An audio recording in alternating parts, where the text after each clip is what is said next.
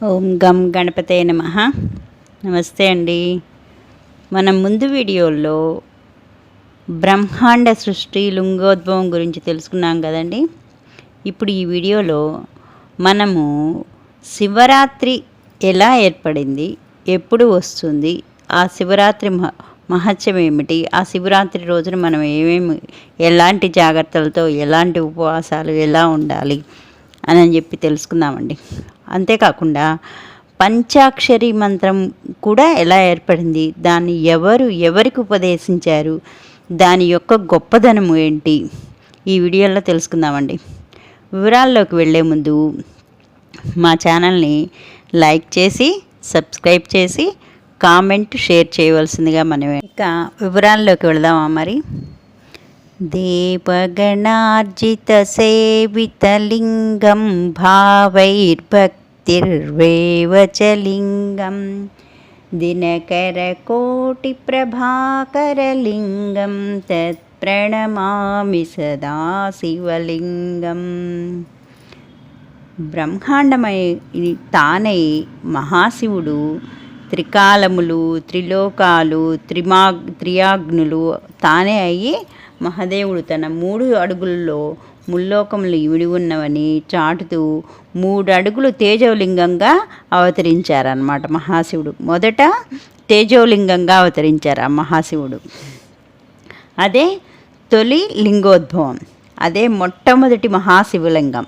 మహాశివుడు తనంతట తానుగా ఉద్భవించిన ఆత్మలింగం. ఆ అపూర్వ తేజోలింగోద్భవం కాలమందు శంఖాఢమరకు భేరి నాదములతో దిక్కులు మారిపోతుండగా హరహర మహాదేవ శంభో శంకర అని శివనామ స్మరణలతో పారవశ్యాలతో ఉర్రూతులూగిపోతుండగా శివలింగం నందు సాకార రూపుడై దర్శనమిచ్చాడు సదాశివుడు.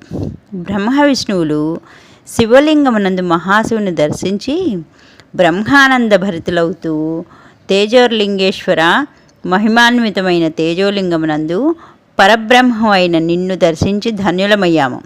ఈ జగత్తుకి నీవే కర్తవు భర్తవు. ఇక మీదట నీవు ఇదే విధంగా లింగమునందు ఉద్భవించి జగత్తును ఉద్ధరించు ప్రభు అని ప్రార్థించారు. మహాశివుడు మందహాసం చేసి చతుర్ముఖ తొలత బ్రహ్మాండనై అవతరించిన నేను లింగాకారంగా జ్యోతిర్లింగంగా ఈ అరుణాచలమునందు తేజోలింగంగా అవతరించాను. ఈ తేజోలింగం అరుణాచలేశ్వరుడు అన్న పేరిట విరాజిల్లుతుంది. తొలిసారిగా నేను సాకార శివలింగ రూపంతో అవతరించిన ఈ మాఘ బహుళ చతుర్దశి అర్ధరాత్రి నేటి నుండి మహాశివరాత్రి అని పేరు సర్వలోకం ప్రసిద్ధమవుతుందన్నమాట అని చెప్పారు ఆ సదాశివుడు. ఆ రాత్రి నన్ను అర్చించి పూజించిన వారి పట్ల దయాళు అయిన వారికి కైవల్యం ప్రసాదిస్తుందని వరమిచ్చారు స్వామి. జ్యోతిర్లింగేశ్వర జయము జయము అంటూ బ్రహ్మ విష్ణులు భక్తి పారవశ్యంతో జయ జయధ్వనాలు చేసినారు.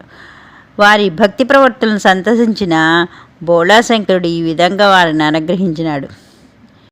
మహాశివరాత్రి అను పేరు లోకప్రసిద్ధంగాను ఈ పుణ్యదినము నాడు పగలు రాత్రి ఉపవాసం ఉండి ఇంద్రియ నిగ్రహం పాటించి భక్తి శ్రద్ధలతో విధి విధానంగా శివలింగం పూజించువారు 1 సంవత్సర కాలం శివుని పూజిస్తే లభించినటువంటి ఉత్తమ ఫలితం ఆ ఒక్క దినము నాడు పూజిస్తే వస్తుందన్నమాట.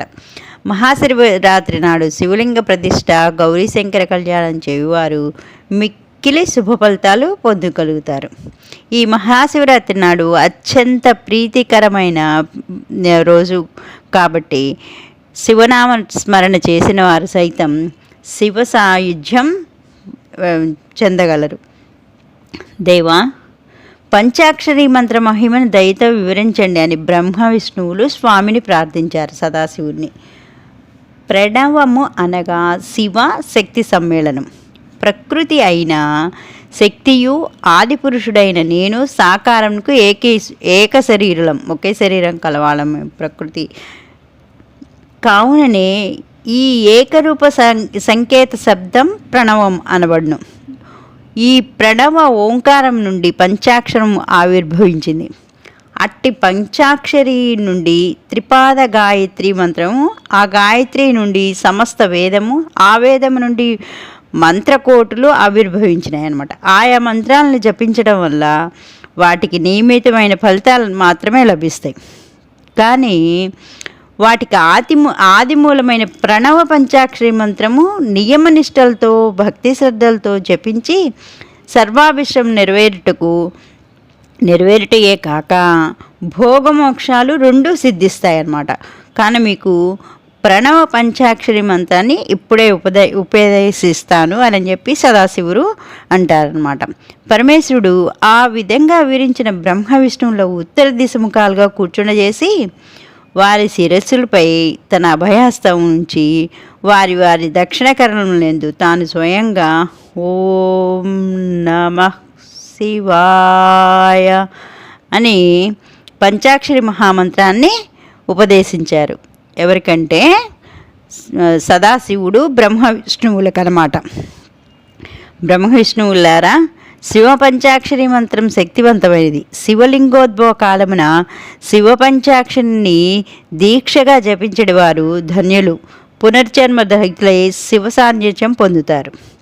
ఒక్కసారి నిశ్చల నిర్మల భక్తిపూర్వకంగా శివా శివా అని స్మరించినంతనే నేనే వారిని అనుగ్రహించి అభయమిస్తానని ఆదుకుంటానని చెప్పారనమాట. మీకు ఇవే నా మంగళాశీసులు అని వారిని ఆశీర్వదించి అంతర్రహితుడైనాడు సర్వేశ్వరుడు. చూశారు కదండి ఈ వీడియోలో ఎంత చక్కగా ఓం నమ శివాయ పంచాక్షరి మంత్రం యొక్క గొప్పతనము, దాని యొక్క జపించడం వల్ల దాని యొక్క ఫలితము, మరి శివరాత్రి ఉపవాసము అది ఉంటే మనకు వచ్చే ఫలితాలు, దాని యొక్క గొప్పతనము, మొదటి లింగం ఏంటో అవన్నీ ఈ వీడియోలో చక్కగా మహాశివ పురాణంలో తెలుపబడింది చెప్పుకున్నాం కదా. సర్వే జనా సుఖినో భవంతు.